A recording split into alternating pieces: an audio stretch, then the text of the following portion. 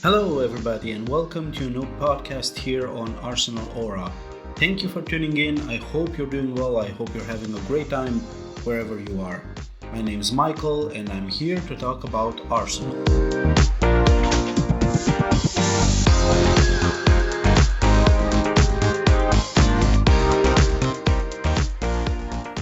Arsenal nil, West Ham 1. And this is how Arsenal's unbeaten run comes to an end at the hands of West Ham, and also the charge for the title. It's over. Realistically speaking, even if Liverpool will drop more points, I don't think Arsenal will capitalize on that. Obviously, you have the injury situation, which is dramatic at this point with Arsenal, but also, I don't know, the Dubai trip obviously didn't have the effect as last year. I don't know exactly why. Maybe it's mental fatigue of the players having been so involved in two title challenges in the past 2 years and, failed to capitalize on that at the hands of Manchester City. I'm not sure, but watching today's game made me feel really weird because Arsenal they tried, but it was so bad. So many players that have way below par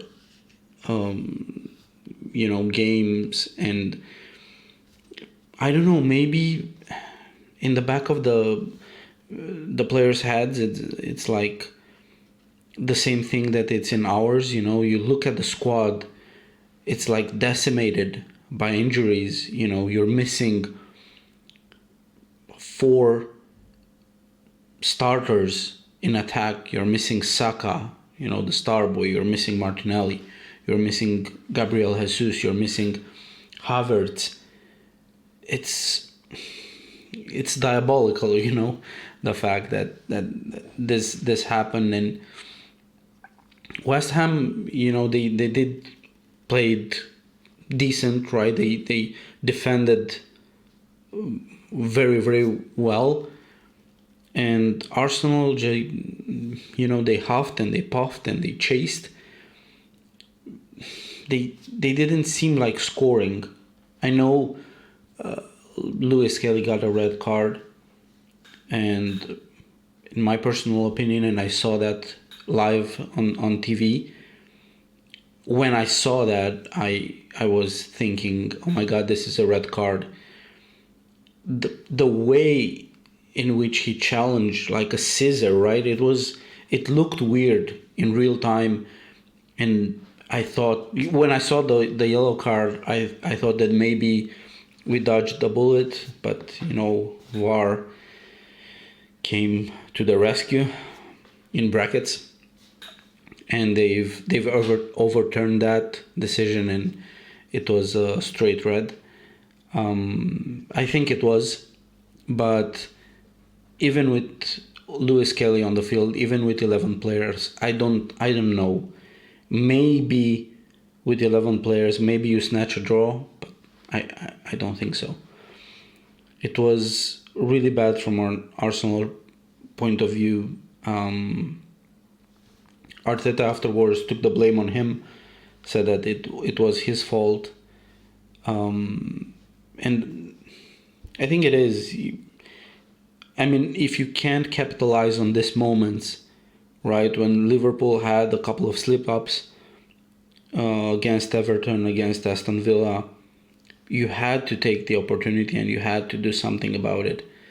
The fact that you don't manage to put life into these players and just, again, from what I saw, they were just trying, but if there are two decisions in a situation, right, almost every player in that team takes the wrong one, I think, from what I can see. And again, I hoped, going to Dubai and coming back, even with the injury to Havertz, maybe you'll have a chance. Maybe you'll be refreshed. Maybe you'll be different, and you'll try to have a go at the title chase, at the title. From the Champions League perspective, even if we go past PSV, although, to be completely honest, if we play how we played the first 80 minutes against Leicester and the whole game against West Ham, I don't know exactly what we're gonna do against PSV. But let's say that we manage to go past PSV. There's a very, very high chance that Real Madrid are waiting. Real Madrid are playing against Atletico, and they'll probably win.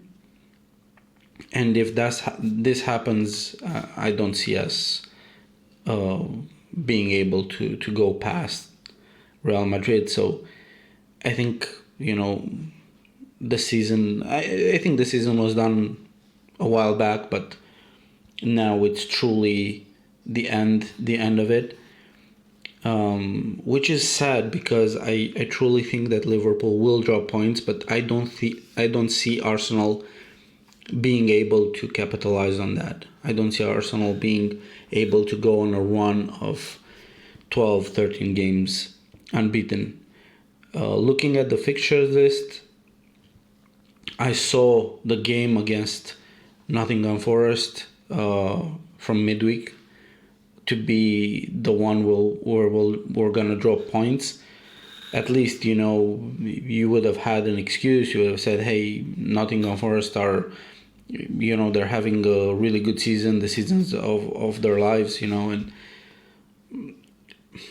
but unfortunately, I think we'll drop more points. And I don't even want to think, if we go with this team against Liverpool at Anfield in May, they're gonna roll us over. Them having the team that they have now without injuries, and us having the team that we have with all the injuries, they're gonna just roll past us, and it's not gonna be fun to watch. I don't know what else it is to say. I wanted to come out midweek and speak a little bit about the lack of attacking options that Arsenal have. And I looked a little bit at the squad, and I thought to myself, we have a really good defense, right? You have White coming back, you have Timber, you have Saliba, you have Gabriel, you have Calafiori and Lewis Kelly. So Zinchenko, Tierney, whatever else, but you had the defense is really good. It's top of almost the best in the league, right? Ryan goal had a really good season. The midfield again looked good in a couple of games. Odegaard, top player, world class player. Partey, again, a really good season. Rice. So I was looking at the midfield and at the defense, and I was thinking, if the platform is good, right? You just don't have to concede goals, and you might snatch a late win or early win. It doesn't even really matter. You can do it because we've been so good at set pieces.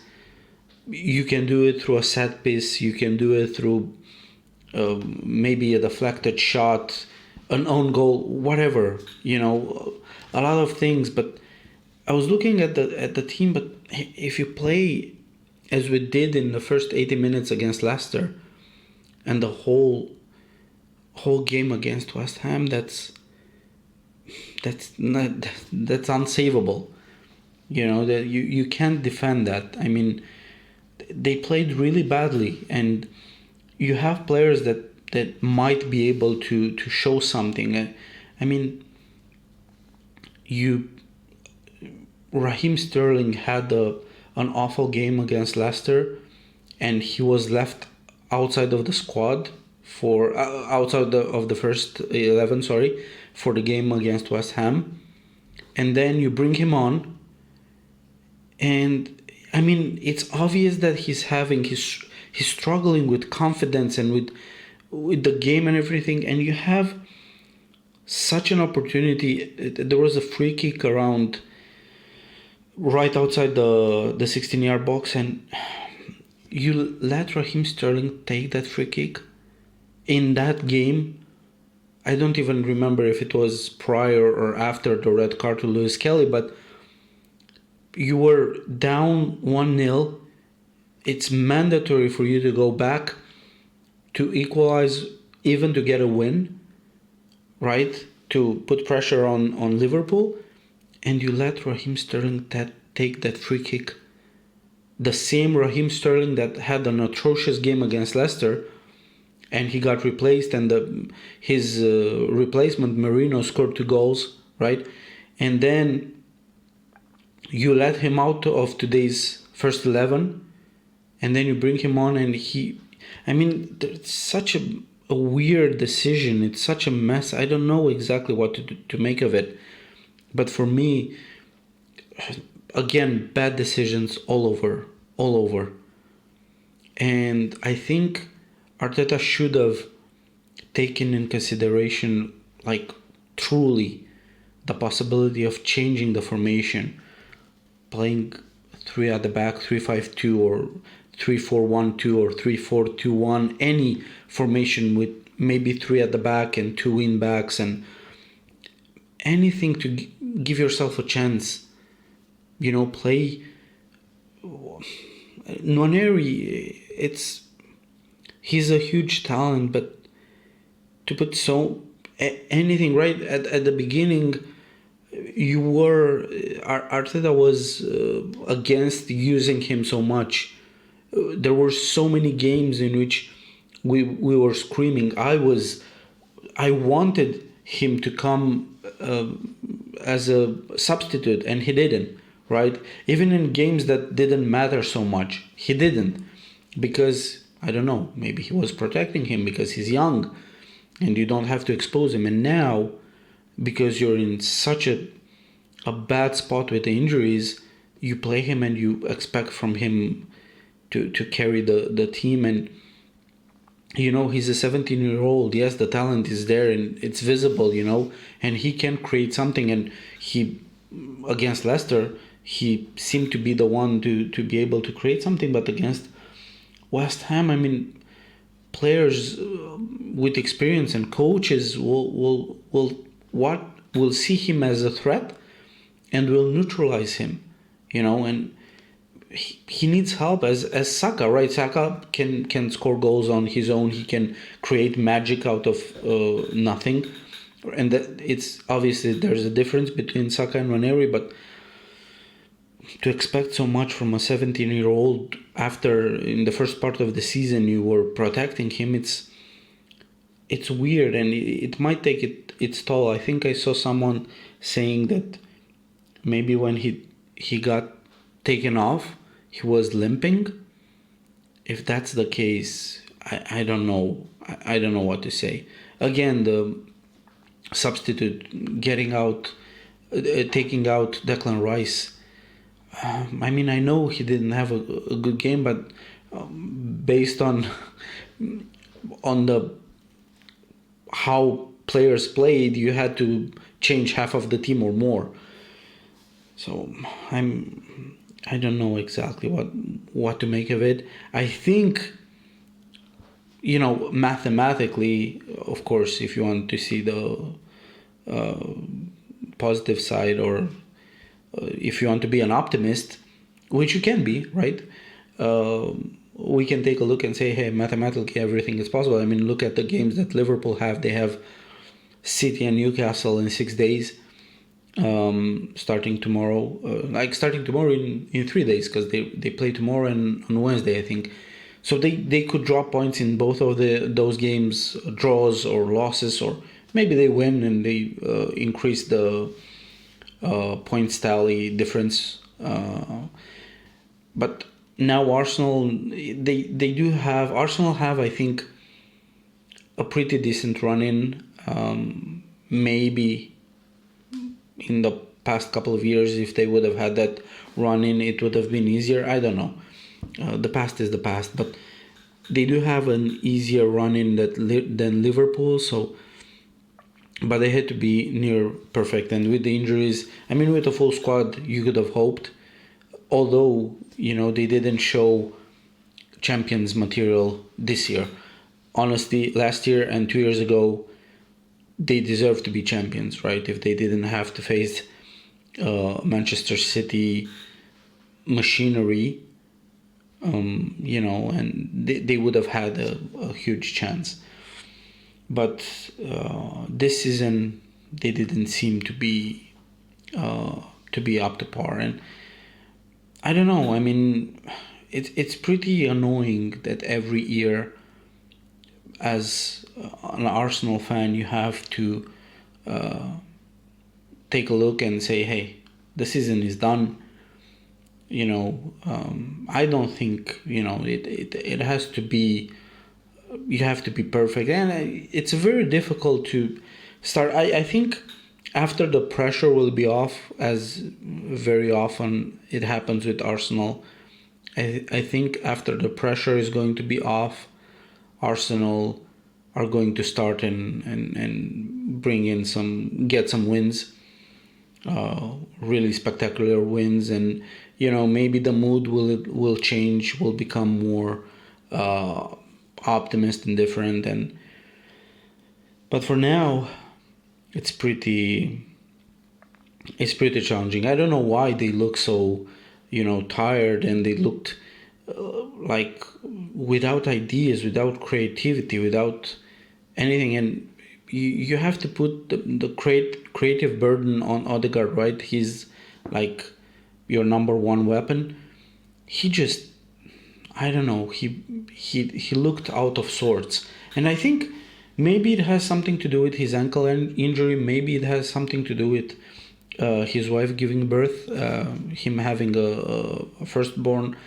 Maybe, I don't know exactly. Don't know exactly what's going on in his personal life or family, but he seemed, he doesn't seem the same Odegaard from last year or 2 years ago, and you would expect a little bit more from him, given the injury crisis that Arsenal are in. You expect those type of players, 100 million Declan Rice, Martin Odegaard, and those type of players. And Trossard, he had that shot that was well parried by the keeper, but I don't know, sometimes they're trying too hard, sometimes they're lacking ideas, they take the wrong decisions. I don't know, this is only what I see from watching the game on TV. But yeah, so I think the title charge is over. Title chase, not charge. I think the Champions League, we'll see what happens. But again, if we manage to go past PSV, I don't think, I don't see further than that. Even it doesn't matter who it is, Real or Atletico. I don't think we have enough to go. Maybe, we would have had a chance with a full squad. Again, the defense is good. Maybe now that White is back, he's gonna play as a right back and Timber as a left back, and things will change a bit and they will balance a bit and something like that. But we'll see what happens against Nottingham on Wednesday. We'll see what happens against we'll see what Liverpool does tomorrow, and then on Wednesday, and we can, draw some conclusions. But it would be really hard to take, to see that Liverpool keep dropping points and we are unable to capitalize on that. I don't know. I think Martinelli will be back after the international break. I'm looking at him and, hoping that he might come and do something. Saka, again, I've expressed my opinion in last podcast as well, where I said that I don't think he should be rushed. I truly think he should take his time, get used to having like his biggest injury in his career from now, since he broke into Arsenal's first team. I think Arsenal have a lot of work to do. Things in the past couple of years, 2 years at least, things seem to be on the good trajectory, but now they need to take a look a little bit at the injury situation as well, with the medical team probably, or whoever it is, scientists or fitness or experts or whatever. They need to take a look because it's a little bit weird. I mean, I know Gabriel Jesus injury, it's not related to that, but the other front three, which is our main front three, right? Martinelli, Saka, and Havertz having the same injury, and from those three, two had to be operated. It's a little bit weird, and they need to take a look at that. They need to find a way to increase the number of bodies in the squad, right? And Arteta said he doesn't want bodies, but he needs them. But of course, he also needs quality. He needs a bigger squad to work with, and he needs a quality striker desperately. I think I don't even know what he's going to do against Nottingham Forest. I think, does he play Mourinho up front again? I mean, I expressed this in the last podcast as well. Mourinho he's not a striker, he's a defensive midfielder. If he's tall, if he was brought in to be a midfielder and he has similar traits to Havertz, it doesn't mean that, he can be a good striker, he can be a good option there. Unfortunately, I don't see nobody in the academy that Arteta would trust or that could come and give a helping hand. I don't think Arteta will buy anyone from the free agents. I don't know. I think he'll put faith in the team that he currently has, and he'll move forward. I would definitely try change information, but there was a time when he could have done that he had time to practice it. Right? You can't change formation from now to the next game. You need a little bit of time to get familiar with it and understand the new roles and new tactics and triangles and whatever else. Unfortunately, I don't think he'll do that. I think he'll just try to push through, right? The same team, the same tactics. He might switch a little bit, maybe put Trossard as a false nine, maybe put Nwaneri there. He'll try a couple of things. I'm not sure it's going to work. I'm not sure they're going to be valid. And I think... But let's see. I'm just curious what Liverpool are going to do in the next two games, and I'm curious what Arsenal will show up on Wednesday, because Arteta in his press conference did mention that he's looking at a reaction. Today it's a pretty tough take. However, you need to make sure that your team is prepared.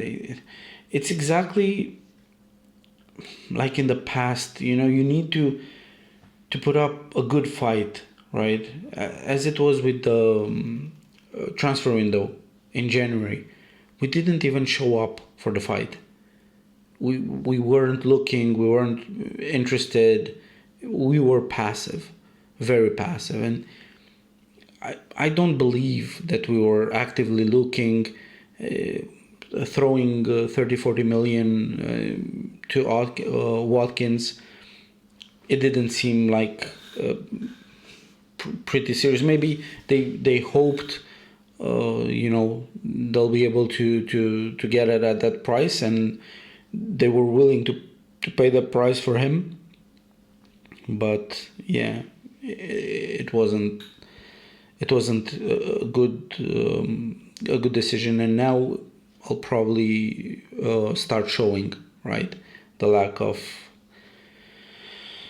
people, and the rest that are kind of, or at least they show that they're fit, they need to carry the burden of having such a thin squad. One more thing that I want to mention or talk about is the injury to Tomiyasu, the surgery to Takehiro Tomiyasu. That's a player that I really liked and admired.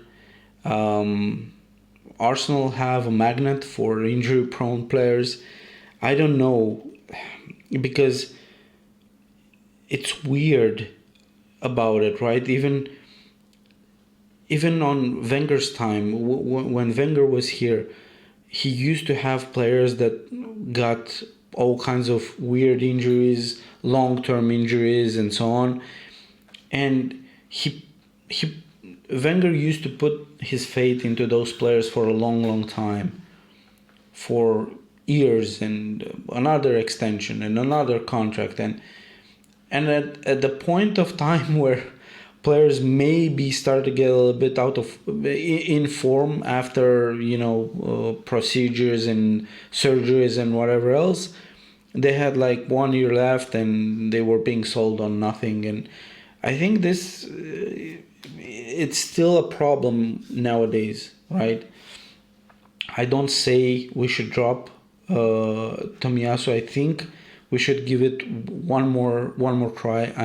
I'm not sure, but he seems like a really good squad player to have. Unfortunately, I don't know what Arsenal or Arteta will decide, but something is weird, because I'm looking at Thomas Partey as well. If you're curious, just go and check his injury record at Atletico Madrid. He was playing 50 plus games per season in the La Liga and in Champions League and in the Cup and whatever. And he didn't get injuries.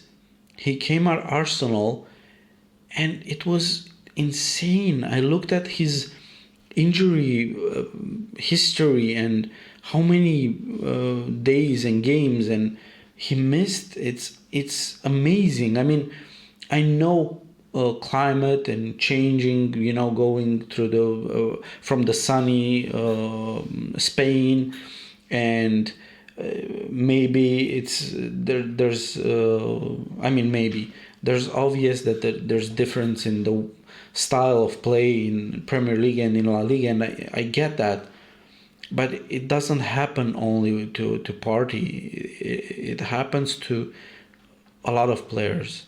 And there's at one point someone needs to take a look and see exactly what's going on, because it's weird and it's affecting the team, and someone needs to take responsibility for that. Don't know if the people who are like in charge or the lawyers and everything else, they have the knowledge or the know-how to handle this. So I think that's kind of what I wanted to talk about. I reviewed the game against West Ham. I think it was really bad.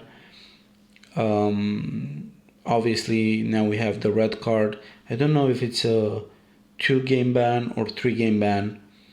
I know 3-game ban would have been for serious foul play, but I think this is a 2-game ban. I don't know. I'll take a look into that. But yeah, for sure he's going to miss at least 2 games. Fortunately, we have White back. Hopefully Calafiori is fine. It didn't seem to have anything, injury or anything else. And let's see what happens in the Liverpool game tomorrow and Wednesday, and let's see what we can do against Nottingham Forest, if anything. Hopefully there's a reaction in the players, right? Arteta keeps saying that, you know, this team has character and the players really want it. So let's see if they can show it as well. Thank you so much, guys, for being here. Thank you so much for listening. Please share your comments, and I'll see if I can bring another podcast midweek after the game against Nottingham. I wish you all the best, and stay safe.